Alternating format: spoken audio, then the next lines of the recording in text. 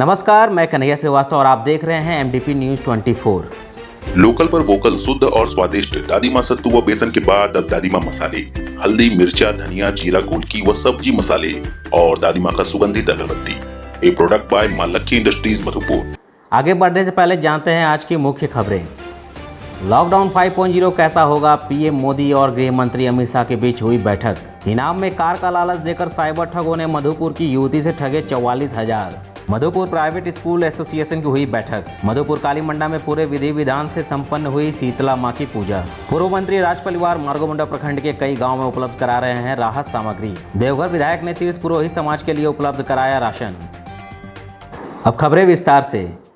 आज हम शुरुआत करते हैं देश की सबसे पहले एक मुख्य खबरों के साथ। लॉकडाउन के 5वें चरण पर मंथन शुरू हो गया है। प्रधानमंत्री नरेंद्र मोदी और केंद्रीय गृह मंत्री अमित शाह के बीच बैठक हुई। अमित शाह ने कल सभी प्रदेशों के मुख्यमंत्रियों से बात की थी। बताया जा रहा है कि मुख्यमंत्रियों की राय से पीएम मोदी को अवगत कराया जा रहा है। दरअसल लॉकडाउन का चौथा चरण 31 मई की आधी रात को समाप्त होना है और लॉकडाउन बढ़ाया जाएगा या नहीं, इस बात की अब तक पुष्टि नहीं की गई है। 30 मई की रात लॉकडाउन 4.0 खत्म हो जाएगा और अब तक जो तस्वीरें सामने आई हैं उनसे ये तय है कि 1 जून से लॉकडाउन 5.0 की शुरुआत हो सकती है। लॉकडाउन 5.0 लागू हो या नहीं, अगर हो तो उसकी तस्वीर कैसी हो, इन सब को लेकर गृह मंत्री अमित शाह ने तमाम राज्यों के मुख्यमंत्रियों से बातचीत की और उनसे सुझाव मांगे हैं। लॉकडाउन 5.0 पर अमित शाह ने राज्यों के सीएम के साथ फोन पर बातचीत की। लॉकडाउन 4.0 के वर्तमान हालात पर भी राज्यों के मुख्यमंत्री से चर्चा हुई। ये बात तब हुई जब कैबिनेट सचिव के अधिकारी गृह मंत्रालय को अपनी रिपोर्ट सौंप चुके थे। 2 दिन पहले कैबिनेट सचिव का राज्यों के मुख्य सचिवों और स्वास्थ्य सचिवों के साथ वीडियो कॉन्फ्रेंसिंग के जरिए मंथन हुआ। कोरोना से सबसे अधिक प्रभावित सिर्फ 13 शहरों के कमिश्नर, डीएम और एसपी को शामिल करके सरकार ने साफ संकेत दिया है कि लॉकडाउन 5 के दौरान मुख्य जोर कोरोना के बड़े हॉटस्पॉट पर ही होगा। साइबर लुटेरों का जाल अब शहरी क्षेत्रों में भी फैलता जा रहा है, जहां पर भोले भाले लोगों को इनाम का लालच देकर साइबर लुटेरे ऑनलाइन ठगी कर रहे हैं। ताज़ा घटना मधुपुर थाना के अंतर्गत हुई, जहां पर साइबर लुटेरों ने एक युवती को फ़ोन कर इनाम में 7,50,000 रुपये की कार निकलने की बात कहकर युवती से 44,000 रुपये ठग लिए हैं। जानकारी के अनुसार युवती को मोबाइल पर स्नैपडील के किसी अधिकारी का फ़ोन आया। उन्होंने बताया कि आपको एक कार इनाम में मिली है, जिसे लेने के लिए आपको टैक्स के रूप में 65,000 रुपये कंपनी के खाते में जमा करवाने होंगे, तब जाके आपको यह कार भेज दी जाएगी। अधिकारी द्वारा दिए गए अलग अलग बैंक खातों में युवती द्वारा पैसा जमा करवाया गया। जब और पैसे जमा करवाने की बात कही गई तब युवती को यह एहसास हुआ कि कहीं ना कहीं वो साइबर क्राइम यानी ठगी का शिकार हो रही है और उसने आगे पैसे जमा करने से इनकार कर दी। उसके बाद युवती ने अपने दिए हुए पैसे को वापस मांगने लगी। फिलहाल इस मामले की शिकायत मधुपुर थाने में कर दी गई है। मेरा बेटी का घर फोन आया था, बोला देखिए आपका बुक लिए थे आप, आपका आया है, ऑफर आया है, तो आप पैसा इसमें दीजिए, आपको ऑफर आ जाएगा। हम बोले हमको नहीं लेना है, हमको कार से नहीं ज़रूरत है, हम नहीं लेंगे कार। फिर आधा घंटा के बाद भी फिर फ़ोन किया, बोला क्यों नहीं लेना है, लेना होगा। दूसरा नंबर से फिर फ़ोन आया, जो काहे नहीं ले रहे हैं आप कार? बोले नहीं भैया नहीं लेंगे, हमको कार से ज़रूरत नहीं है। तो ठीक है, आपको कार से ज़रूरत नहीं है, लेकिन आपका आया है तो लेना पड़ेगा, ना तो हम लोग का फिर दिक्कत हो जाएगा। हम बोलिए तब क्या हमको करना होगा? जब हमको 7,500 भेजिए, तो हम उसको भेजें पैसा। उसके बाद में हम जब वो बोला कि हमको लगा कि गलत कर रहा है, फिर बोला कि 21,000 भेजिए, उसके बाद आपका पैसा यहाँ से कार चला जाएगा। तो हम काट दिए फिर फ़ोन, बोले नहीं हमको नहीं चाहिए, आप रखिए, अब जो पैसा दे दिए हैं वो दे दिए हैं, आप रख लीजिए। हम बोले वही कि हम नहीं लेना है भैया कार, हमको पैसा वापस कर दीजिए, हमको कार से नहीं ज़रूरत है। तो हम 44,900 रुपया उसको दे चुके हैं। उसके बाद थाना में शिकायत कर दिए हैं कि ये मेरा पास बार बार फ़ोन कर रहा है 21,000 मांगने के लिए। साइबर क्राइम पूरे देश में फैल रहा है। इससे बचने का यही उपाय है कि आप अपनी जानकारी किसी से भी साझा ना करें। ना ही बैंक आपको कॉल करती है, ना ही बैंक के कोई अधिकारी आपको कॉल करते हैं। अगर आपने अपनी जानकारी जो एटीएम है, बैंक पासबुक, बैंक से रिलेटेड किसी भी तरह के पैसे से जुड़ी जानकारी अगर किसी को आप बताते हैं तो समझिए कहीं ना कहीं आप साइबर ठगी का शिकार होने जा रहे हैं। मधुपुर के पसिया में स्थित एक निजी विद्यालय के परिसर में मधुपुर प्राइवेट स्कूल एसोसिएशन की बैठक हुई। बैठक में मधुपुर के 10 निजी विद्यालयों के संचालक एवं प्राचार्य शामिल हुए। बैठक का मुख्य उद्देश्य लॉकडाउन में सभी विद्यालयों की पढ़ाई जिस प्रकार बाधित हुई है उससे ही जुड़ी थी कि कैसे निपटा जाए। अभी जैसे कुछ विद्यालय ऑनलाइन क्लासेस करवा रहे हैं, उसी तर्ज पर क्या सभी निजी विद्यालय क्लासेस करवाएं और लॉकडाउन के बाद स्कूल का संचालन कैसे हो, इन्हीं सब विषयों पर चर्चा की गई।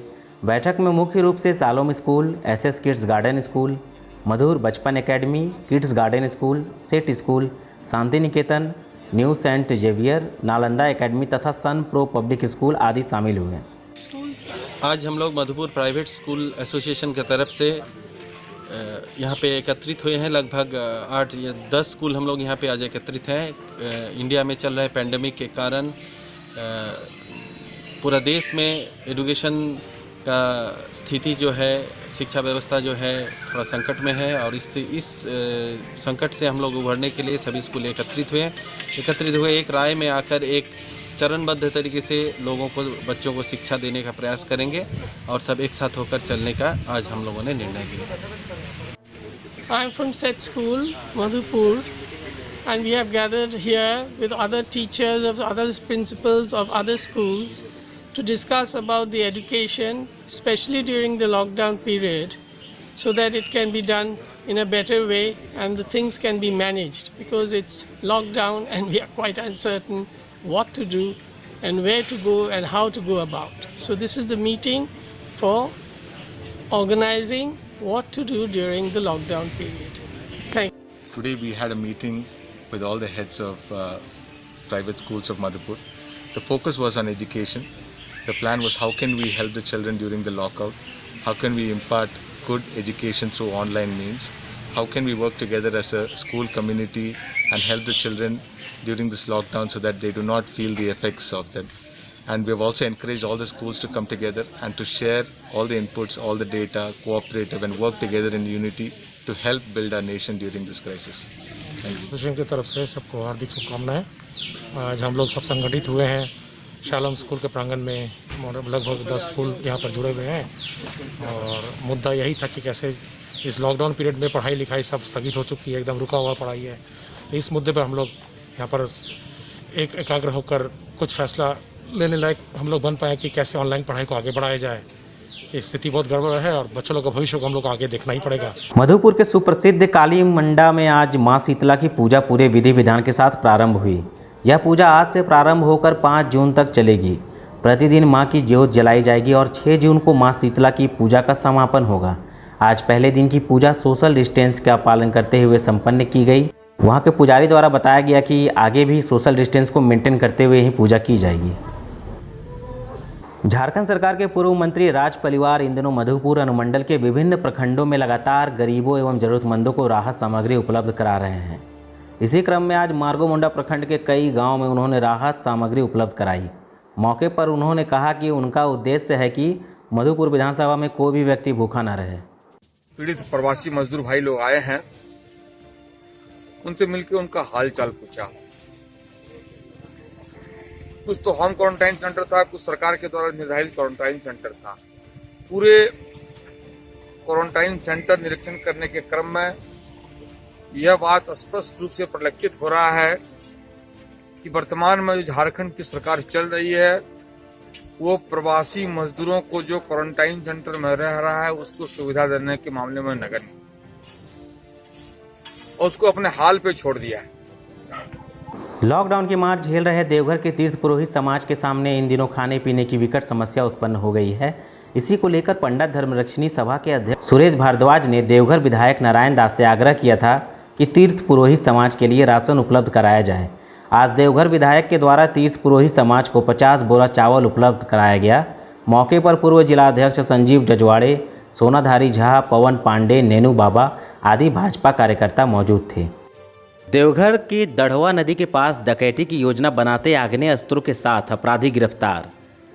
पूरी खबर यह है कि कल देर रात देवघर नगर थाना के गश्ती दल ने गुप्त सूचना के आधार पर दढ़वा नदी से पहले सिंघवा जाने वाले रास्ते में एक पुलिया के नीचे डकैती की योजना बना रहे 2 अपराधियों को गिरफ्तार कर लिया है। अपराधियों के पास से 1 पिस्टल, मैगजीन, 2 मोबाइल और 1 कारतूस भी बरामद हुई है। कल रात में पेट्रोलिंग पार्टी निकली थी, उस समय थाना प्रभारी टाउन को सूचना मिला कि कुछ लोग जो हैं वो सिंगवा पुल के पास बैठे हुए हैं और योजना बना रहे हैं, डकैती को प्लान बना रहे हैं। सूचना पर त्वरित कार्रवाई करते हुए टाउन थाना प्रभारी के द्वारा जो गश्ती निकली हुई थी पेट्रोलिंग पार्टी, उसको इन्फॉर्म किया गया और गश्ती के द्वारा जब उस जगह पर जाया गया तो ये लोग 2 लोग थे जो भागने लगे। इनमें से 2 लोग पकड़ा गए हैं। उनके पास से अवैध हथियार बरामद हुआ है और एक मैगजीन और एक कारतूस, जिंदा कारतूस बरामद हुआ है। दोनों पर सर पहले से भी कोई आपराधिक इतिहास? हम लोग जांच कर रहे हैं, इसका पता करवा रहे हैं कि क्या इन पर आपराधिक मामला दर्ज है या नहीं। जल्दी मालूम चल जाएगा। और इनको पिस्टल कहाँ से मिला और किनको देने वाले थे इनका और क्या काम करते हैं, इस पर भी हम लोग छानबीन कर रहे हैं अभी। आज के लिए बस इतना ही। जाने से पहले हम जानना चाहेंगे कि आपको ये खबर कैसा लगा, आप कमेंट करके ज़रूर बतलाएं। और अभी तक आपने हमारी YouTube चैनल जो कि MDP News 24 के नाम से है, इसे सब्सक्राइब नहीं किया है तो ज़रूर सब्सक्राइब करें ताकि सबसे पहले सारी खबर आप तक पहुंच सके। मिलेंगे आपसे अगली बार, तब तक के लिए आप सभी को हमारा नमस्कार।